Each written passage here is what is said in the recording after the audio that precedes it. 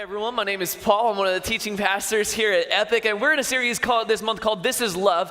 If you've missed any of it, here's what's happened so far. In week one, we talked about how we can be better at being rich, and we had everyone donate $39.95 so that we could give a game-changing amount of money to some awesome organizations who are doing some life-changing work here in the city. And last week, we gave $10,000 to one of our partner organizations right here at church on Sunday. And then we talked about going out and actually serving our city, which so many people did, and as you saw in the video a little bit earlier. And so I love getting to say that this is my church, that there are so many people here who aren't satisfied with just showing up on Sundays, or even just talking about love in some theoretical or hypothetical way. They actually want to show it and do something about it. And we are not done yet. And so today we're going to talk about how you can partner with our church to help children overseas through Compassion International. And we're going to explore the question, who is my neighbor? There's a lot of stuff today I'm really excited about, so we're going to jump right in.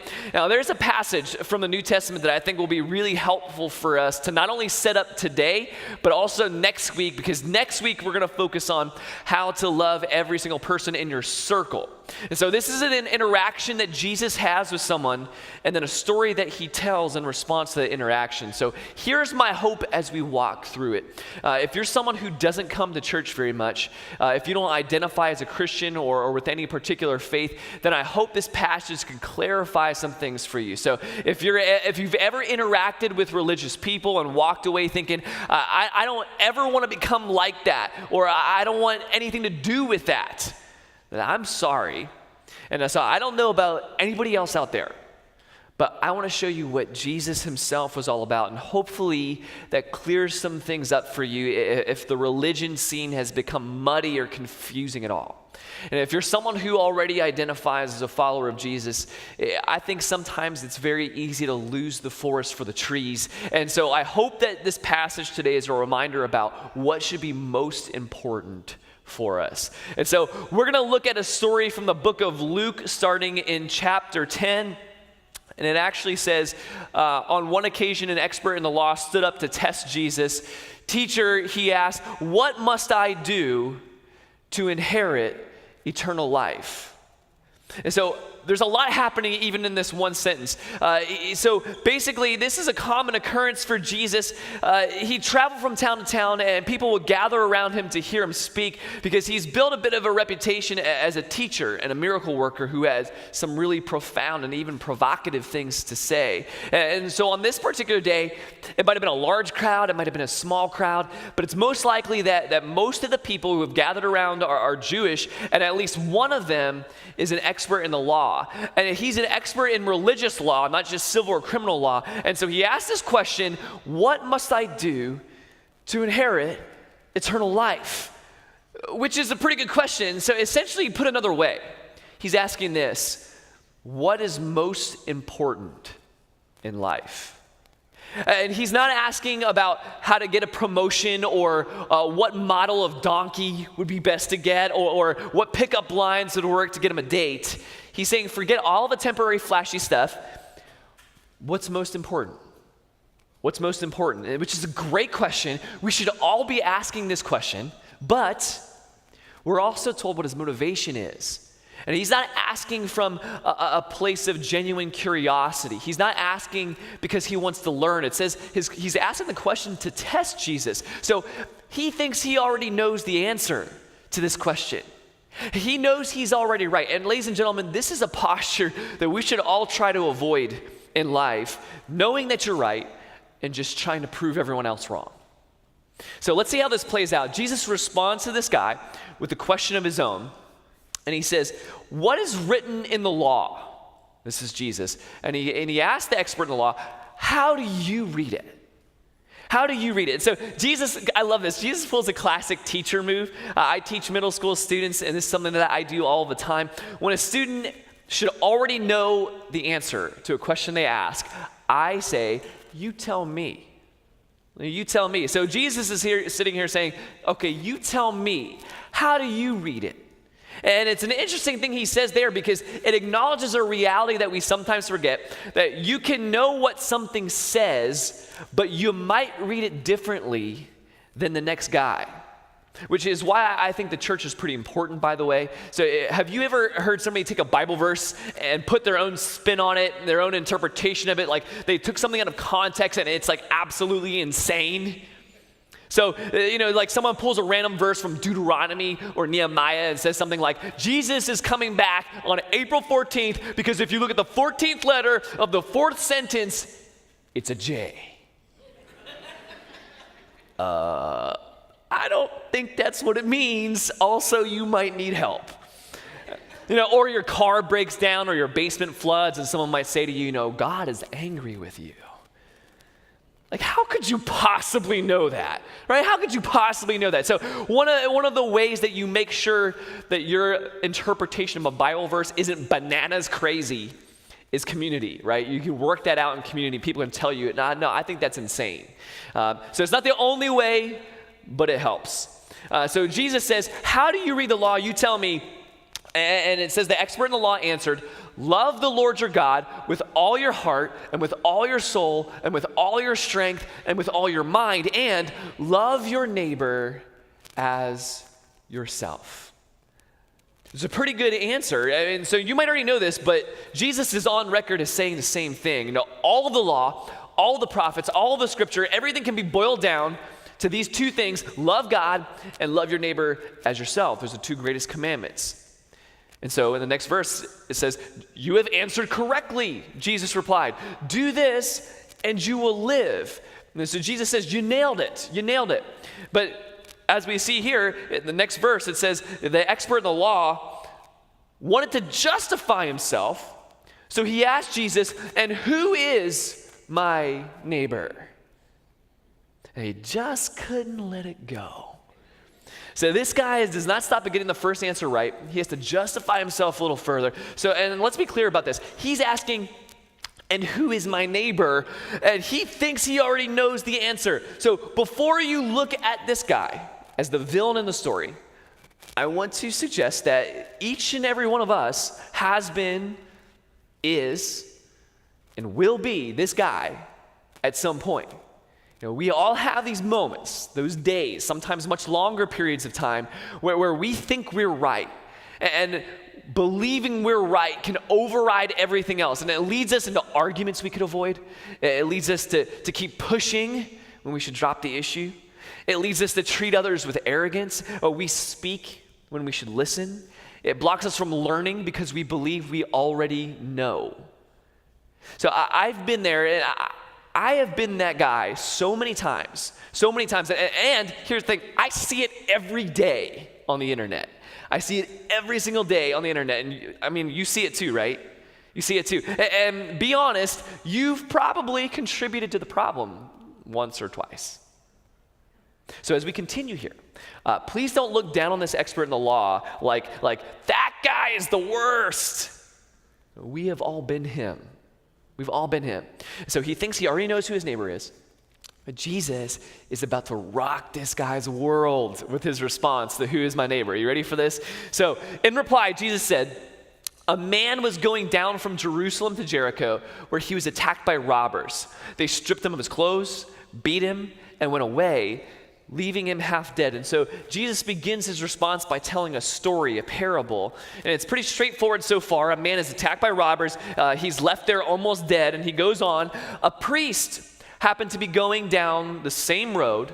And when he saw the man, he passed by on the other side. So to a Levite, when he came to the place and saw him, passed by on the other side. So the first two people see this beaten man, pass him by, and they're the priest and the Levite. They're both Jewish. They're both basically religious clergy. They're kind of the highest of the social hierarchy in Jewish culture at this time. But here's the thing. For these guys, you couldn't touch a dead man without becoming ceremonially unclean. And so they kind of have this built-in excuse here to not help. And there might even be a good amount of people in Jesus' audience right now thinking, well, yeah, the priest can't touch this guy. The guy might be dead. And if he touches the guy, he's going to be unclean. What's he supposed to do? Break the law? So this is what happens, by the way, when you lose sight of what's most important. You read the rules word for word, but you miss the heart of it.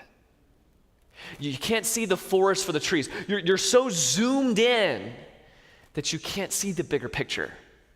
When I was first learning to drive when I was 16, my dad would always tell me, don't look at the road right in front of you. If you look at the road right in front of you, you're never going to be able to drive straight. You'll always be kind of doing this, right? And he said, if you want to drive straight, you look ahead, look at where you want to go, look at the horizon, and you'll end up driving straight. And this is actually the same thing with snowboarding. This is what I tell people who are learning how to snowboard. The scariest part when you're learning how to snowboard is the ski lift. You get off the ski lift and you just see people wiping out on the ski lift. And actually what happens is when you get off the ski lift, people will look down at their feet. And when you're looking down at your feet, you'll actually end up falling most of the time. If you don't want to fall, you just look at where you want to go, and you almost automatically go there. So sometimes, and especially with faith, we do this. We get caught looking down, and we've zoomed in so much. We've memorized some words, and we miss the bigger picture. We end up drifting in the wrong direction. So we need to look up from time to time. We need to look up and remember what this is all about and remember what's most important. So we have this priest and we have a Levite who passed this beaten man by because they're probably more concerned with the letter of the law. And now Jesus is going to get to the next part of the story, and this is where I really appreciate his storytelling. So you might have heard of the director M. Night Shyamalan. He's from the Philly area, actually, and most of his films are actually filmed in the Philly area. So he's done Unbreakable, The Village, Signs. The latest one is Split, which is crazy. And so, The Sixth Sense. Yeah, I can't believe I forgot that. Someone yelled at me, The Sixth Sense. Yes. I don't even want to say the line because I don't want to ruin it if you haven't seen it. But he's famous for the twists in his movies. And I'm telling you right now that he has nothing on Jesus because Jesus is about to blow some people's minds, all right? So he says that a priest passes by, a Levite passes by. What happens next? He says, but a Samaritan, as he traveled, came where the man was, and when he saw him, he took pity on him.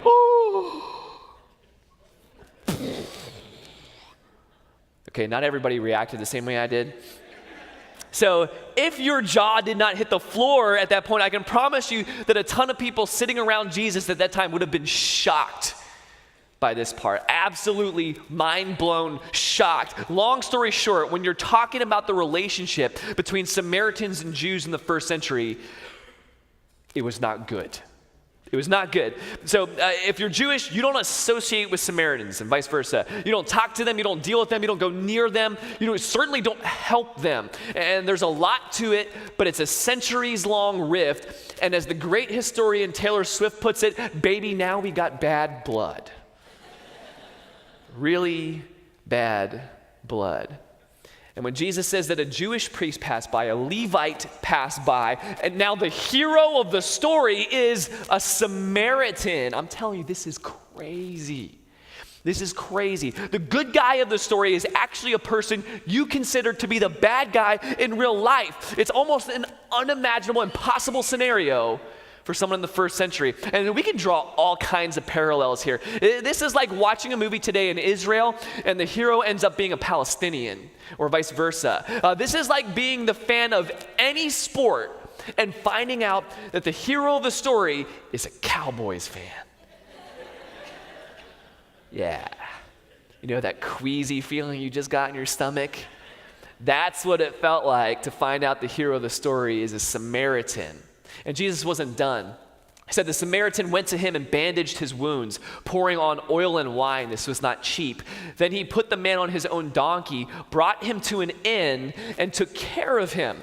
Then the next day he took out 2 denarii, which is 2 days' wages, and gave them to the innkeeper. Look after him, he said, and when I return, I will reimburse you for any extra expense you may have. So it's not like the Samaritan even just kind of stops and just kind of pokes him with his foot, He's like, hey man, you need me to call somebody? Right? But he sees this guy, he stops, he sacrifices, he goes above and beyond to make sure that this guy is okay. And then Jesus asks this question to end it all. Which of these 3 guys do you think was a neighbor to a man who fell into the hands of robbers? And can you imagine how awkward and how painful this question is? Which one's the neighbor? Who's the hero of the story, guys? The expert in the law replied, the one who had mercy on him. And Jesus said, go and do likewise. So the expert in the law can't even bring himself to say the Samaritan. He says, the one who had mercy on him. And they call this the parable of the Good Samaritan. So if you're familiar with the parable of the Good Samaritan that we just read, it'd be easy to just take away that we should meet a need when we see it. And that's definitely part of the takeaway, that the Samaritan saw someone who was in need and didn't turn away from it. But the parable also addresses something much, much, much deeper than that. And this is important for today, and like I said, it's going to be important for next week as well. The parable of the Good Samaritan helps us answer what's most important in life, to love God and to love your neighbor as yourself. And it also answers the question, who is my neighbor? And to whom should my love extend? So my neighbor isn't just the person who looks like me, or who thinks like me, who lives like me, or who believes like me. The definition of neighbor includes the person outside of my walls, and outside of my borders, and outside of my comfort zone, and outside of my people. And once we know that, we can begin to see people in a new way. Someone who's usually an enemy, someone who's usually scary, someone who's foreign to us in some kind of way, someone who might not otherwise matter to us is now a neighbor. And if you see a neighbor suffering, and if you see a neighbor in need, you do something about it. You do something about it. So that's why today we're talking about this partnership with Compassion International. Now, I think Compassion is an awesome organization. If you don't know anything about Compassion yet, we have info outside in the lobby at all of our locations right now. You might have seen it on the way in. There should be a Compassion table set up there.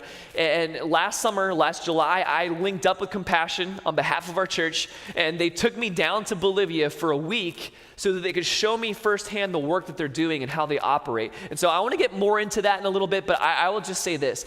I was super impressed by what I saw and I experienced at every level of the organization from the top down. And I came in super skeptical too, by the way. I came in like, you better prove yourself because I'm not buying anything. And I just left so moved and so impressed by everything that I saw. But I want to tell you a little bit first about how Compassion got started.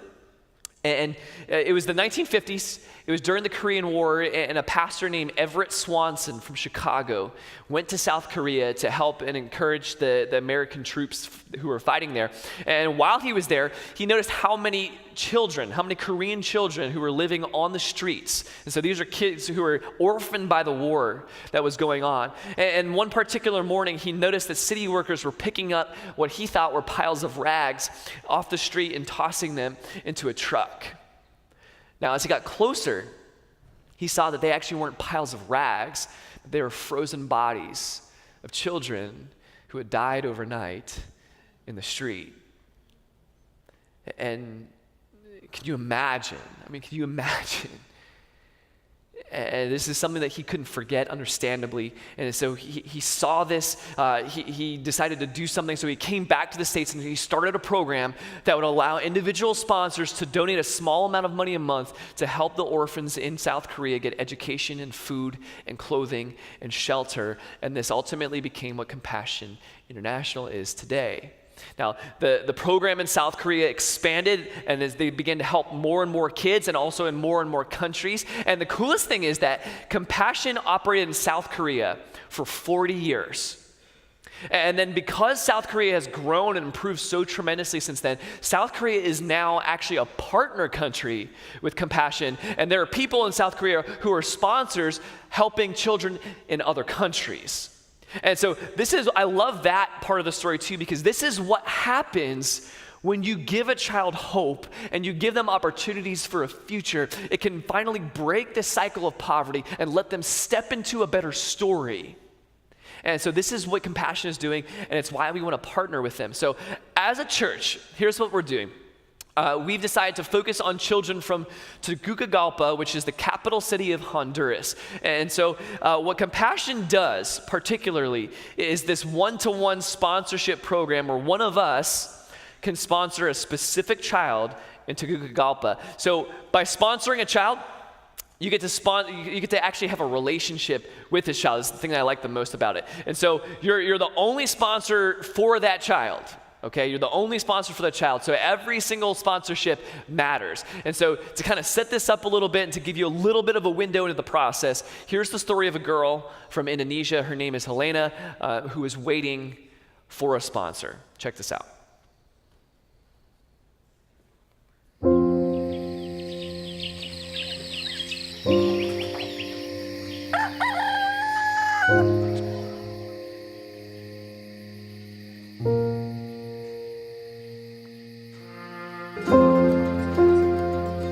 Nama saya Helena Astibora, umur saya 8 tahun.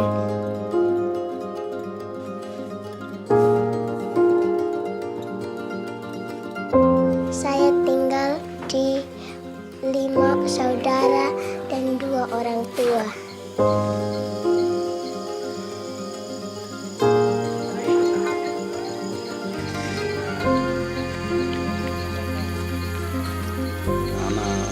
Saya tidak bisa menentukan juga, tapi sebagai orang tua, kami juga tidak mampu untuk melayani yang pasti bersandar kepada Tuhan. Waktu itu, tetapi saya lebih memilih ketika pendekatan oleh gereja untuk melayani anak-anak, dan di situ saya lihat kemuliaan Tuhan bahwa lebih luar biasa kita melayani anak-anak daripada kita memikirkan hal-hal duniawi.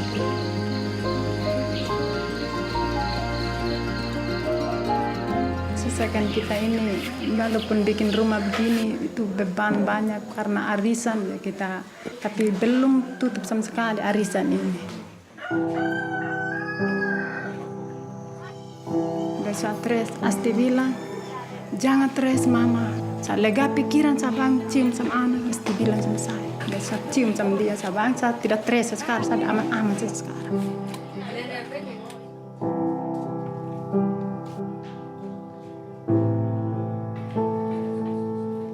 Saya di PPA paling suka buku cerita karena rajin membaca. Berikan kepada mereka. Terlebih lagi Helena itu anaknya, kalau saya lihat selama saya mengajar, anaknya pintar dan periang, ceria, dan sering tidak bolos masuk PPA.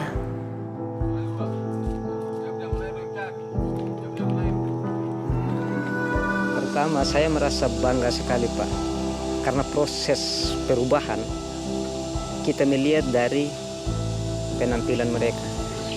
Karena apa yang kami lakukan bukan hanya dengan kata-kata, tapi perbuatan nyata.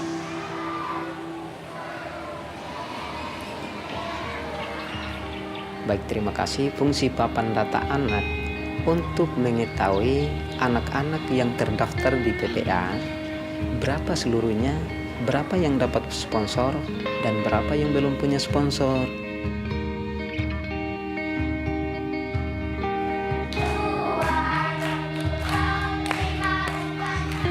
Teman dapat sponsor, saya sakit hati karena tidak dapat sponsor.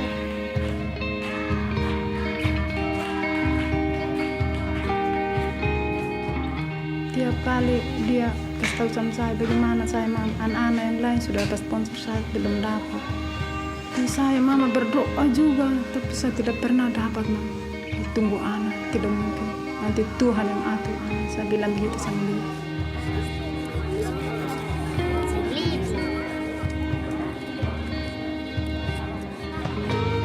3-4 bulan ke depan bahwa anak-anak ini akan memiliki sponsor melalui tangan-tangan Tuhan untuk menjamah hati para yang bisa peduli kepada anak.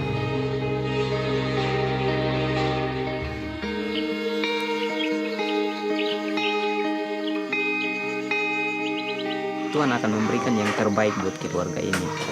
Ada sukacita, Asti keluarganya Asti mendapat sponsor, dan ini surat dari sponsor yang buat Asti.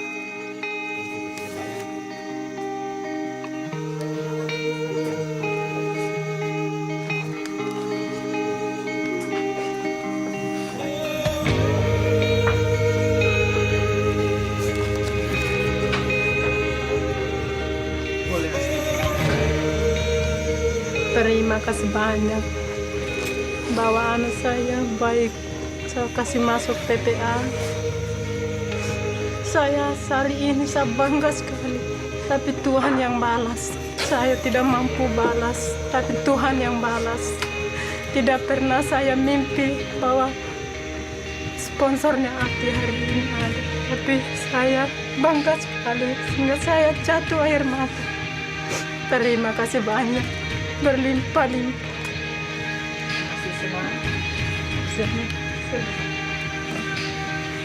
Mereka, anak-anak itu merasa dekat dengan sponsornya, dan jadi ketika mereka menceritakan isi surat seperti itu, anak-anak merasa luar biasa bahwa itu tidak bisa dibayangin seperti itu. Halo Asti, namaku Rini, senang menjadi sponsormu. Mungkin pikirnya ya sekedar komunikasi saja, tetapi lebih daripada itu, kedekatannya lebih dekat sekali. Dan saya berterima kasih kepada Tuhan yang bisa memberikan sponsor kepada anak sebagai anak dan bapak, dan saya berterima kasih kepada Compassion sebagai jembatan yang dapat menghubungkan yang ada di seberang bisa menjadi satu. Itu kebanggaan saya, dan saya merasa senang sekali.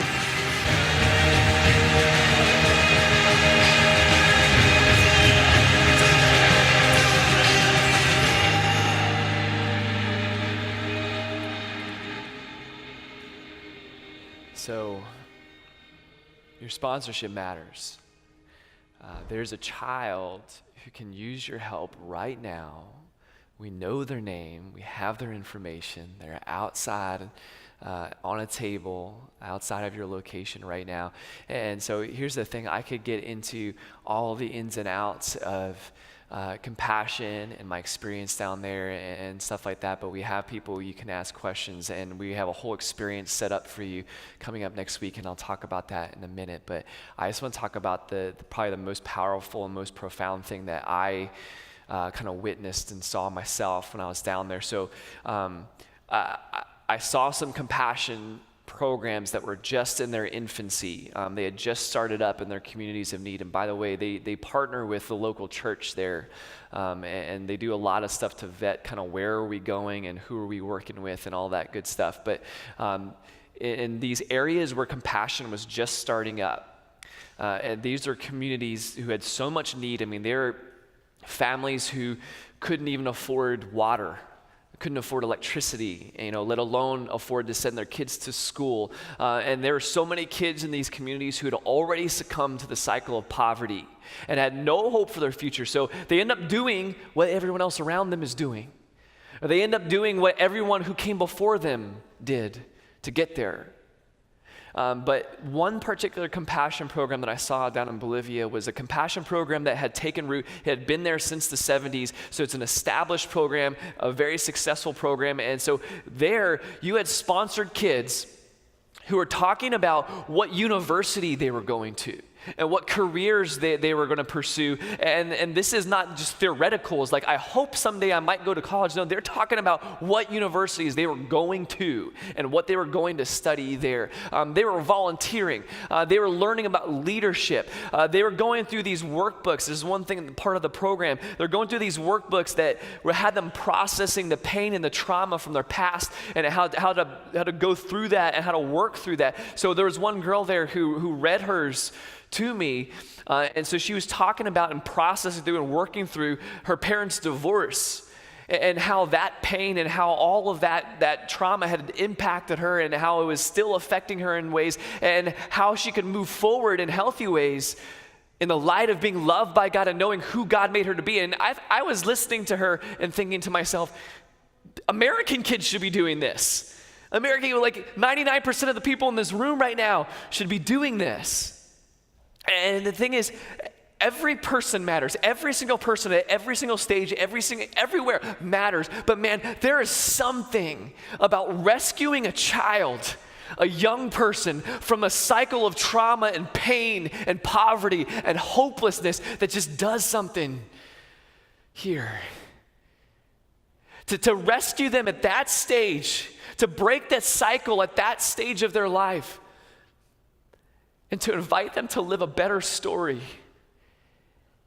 There's something about that. That's why I've given my life to be a middle school teacher, to be able to step into a kid's story and to help them break bad cycles and have an opportunity for a better life. It's such an incredible honor. It's something so cool that we now get to do. And the pastor of that established compassion program, it was so cool. He shared that he was actually a former sponsored child who's living in poverty, and because of the compassion program, had gotten all kinds of resources, all kinds of support, and had gone to university, got a degree in marketing, got a job. And it was after he went through all that he felt like God was calling him into ministry. And so here he is now, a former sponsored child, running the program for 100 other sponsored children. And look at what happens when the cycle of poverty is broken. And the cool thing is there's so many teenagers there, so many sponsored kids, sponsored teenagers there who are volunteering their time to go and help at other startup compassion programs in poorer areas than where they lived to give back. And so what was so profound to me was seeing these flesh and blood examples of what happens when that cycle of poverty is broken, when you can give hope and real opportunities to children.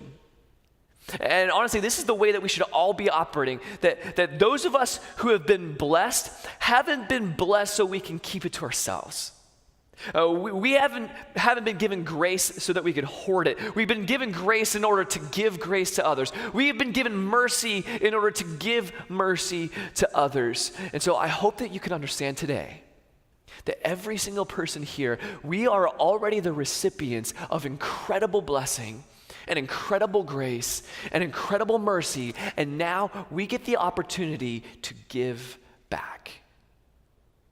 And so I want to get very practical here. Here's what we're asking everyone to do today and this week. The first thing is to go to what we call the compassion experience. And actually, Compassion calls it the compassion experience. So the compassion experience is this big event where you and your family, your friends, your life group can interact with the real stories of children living in developing countries all over the world. So it's going to give you an opportunity to experience. It's this interactive thing.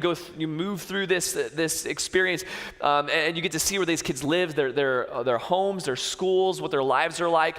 And we're going to set this up. It's going to be a big thing we're going to set up at our Parkside location, and we're going to do this for 4 days starting next weekend. So this is Friday, July 27th through Monday, July 30th.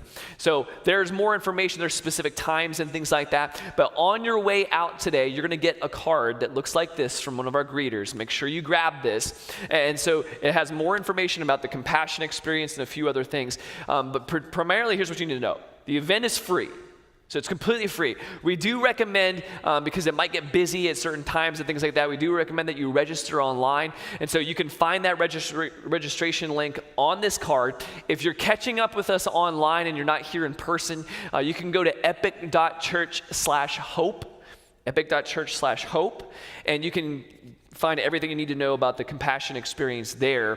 A link to that's already up on social media and things like that. So we have a bunch of places for you to find information about the compassion experience, and we want you to go to this. So we want you to bring your friends, get your life groups together, come along. Parents, we want you to bring your kids to this. And here's the thing, even if you don't plan on sponsoring a child, this is such a great opportunity to experience the way children are living in other parts of the world and get immersed in their story and have your eyes open to the experience of our neighbors.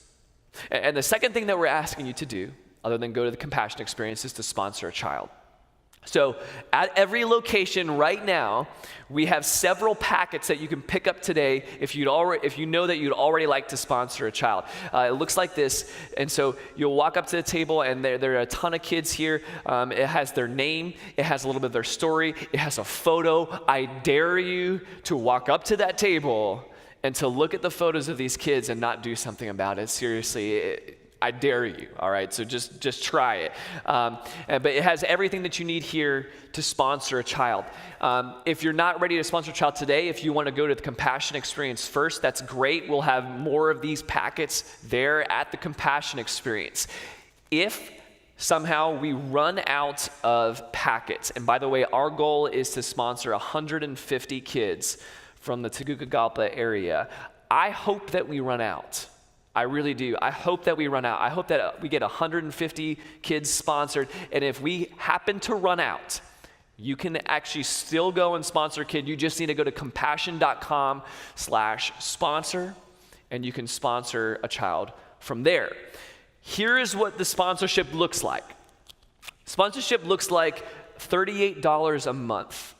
And it goes toward helping that child primarily with what they need to develop physically, mentally, socially, and spiritually.